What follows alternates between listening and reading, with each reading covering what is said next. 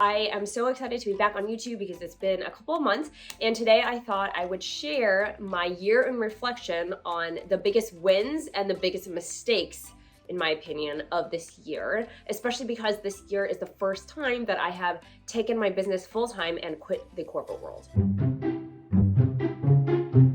So let's start on a positive note and go over what I believe are my biggest wins of this year. So as I just mentioned, one of the things that I did this year was quit my corporate job to take my side business, my creative hobby business, full-time, and I would definitely say that is the biggest win of the year. And not only specifically that I did that, but that I waited for my business to be at a steady enough place where I wasn't stressed this year on income and profit, because I had grown my business up to a point where that was consistent enough that I knew I would be okay.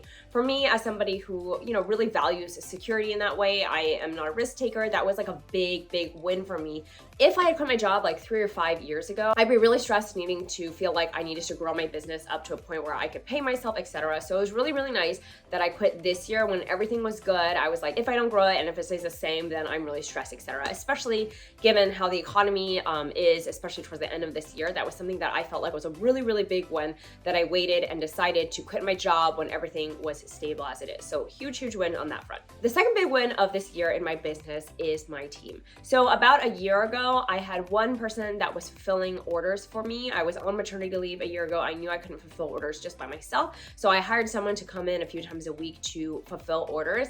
And from that, it's really grown because we now have a studio manager that manages every incoming inventory, handles all receiving, handles all the shelf spacing, etc. And she's so awesome. And then we have our fulfillment specialist that does our order, and we have a couple of seasonal hires that does things like, event at craft fairs for us, someone else who comes in and helps with orders during this busy season, etc. So that's a really big one, because my goal when I hired in, I think, Q2 of this year was to spend less than an hour a week in the studio itself, just so that I could be more hands-on on growing the business versus hands-on on executing the business orders, etc., and getting all the orders out on the operational side of things.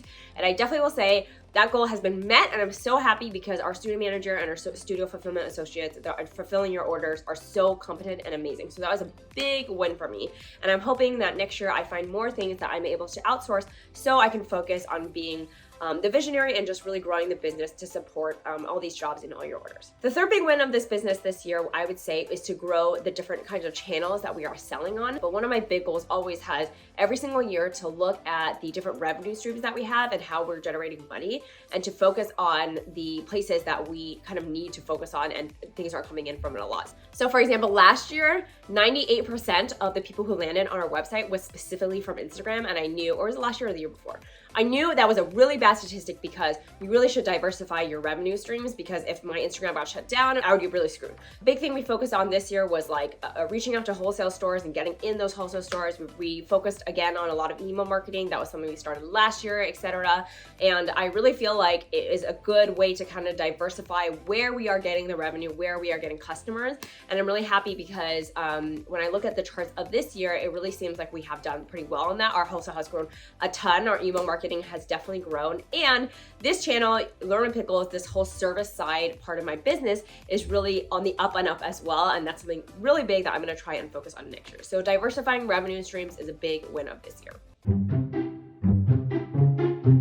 Going into mistakes, and there are many in the business, right? But I will definitely caveat and say it's kind of a clickbaity title, because I don't really believe in mistakes in the business. I believe that we're trying our best, trying different things, and every single mistake or things that we probably wouldn't redo is not necessarily a mistake, it's just a lesson learned, right? So these are the mistakes or lesson learned of this year in 2023 for me and my business. The first mistake has to do with one of the wins, which is really my team. So I had 2 hires by March of this year, I want to say. And it was crazy because the 2 hires that I had didn't even meet until one of them said, hey, can I meet the other person? Because they were working at 2 different hours and I just, was interacting with them separately. And it was such a funny and good question that, my first hire asked me, because I was like, Yes, of course. And she even asked me, like, what does this person do? Like, what did you hire her for? And I realized I didn't tell her, I didn't even like warn her, etc. So our team was very, very disjointed in the beginning of the year. We weren't meeting as a team, we weren't talking to each other. We didn't have Slack, which we use all the time now, and we didn't have team meetings.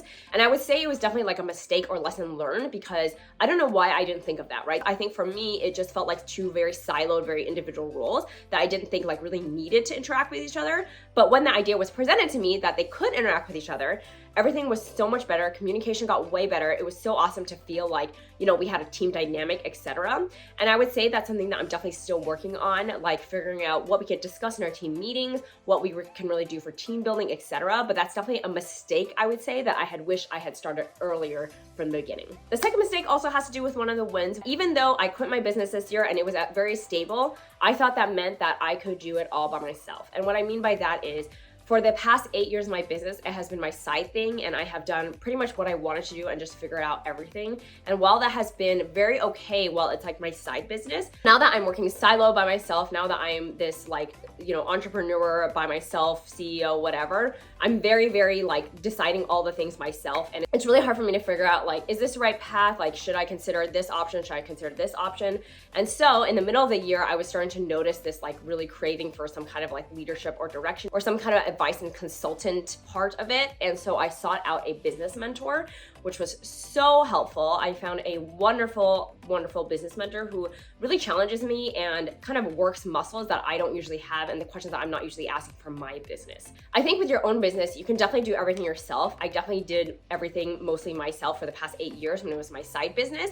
I would just say that because it wasn't my main source of income, I don't think I really cared about like how strategic I was being. I don't think I really cared about like big picture questions, etc. I was just kind of doing it for fun.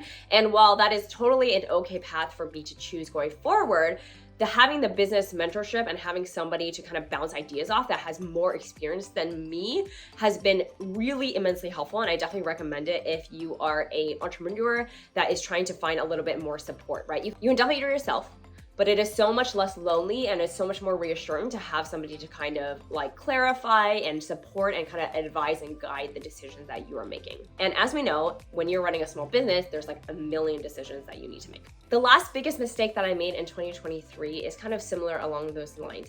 So when I quit my corporate job and when I was doing everything myself and I was very by myself except speaking to my team when they were in, I felt very, very, very lonely. And it was a new kind of lonely that I hadn't experienced before. And I kind of talked about it when I did a mid-year update of, you know, running this thing by myself.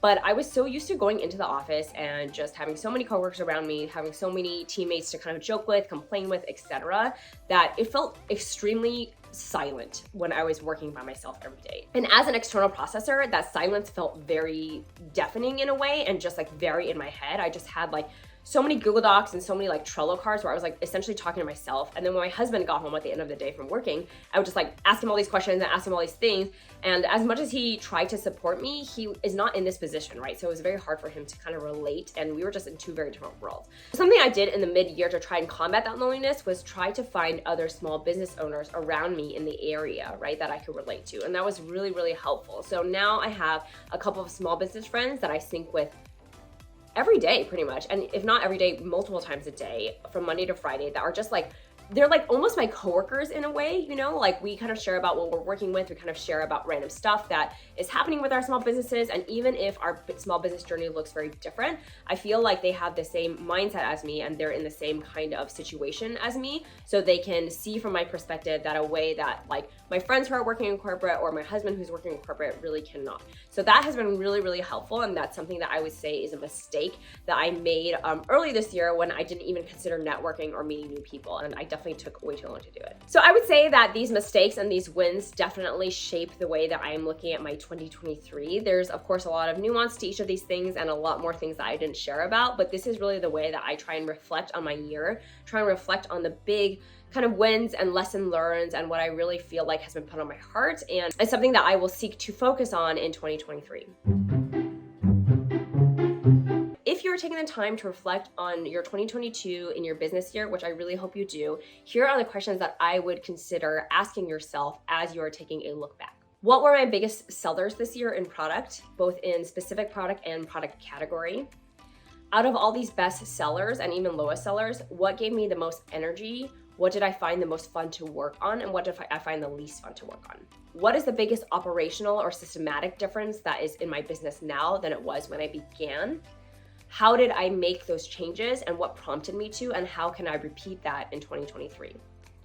What are the things that I found the easiest and the most natural for me? And what are the things that I found the hardest? And in those things that I found really hard, how did I find guidance and how can I look to those resources in the next year?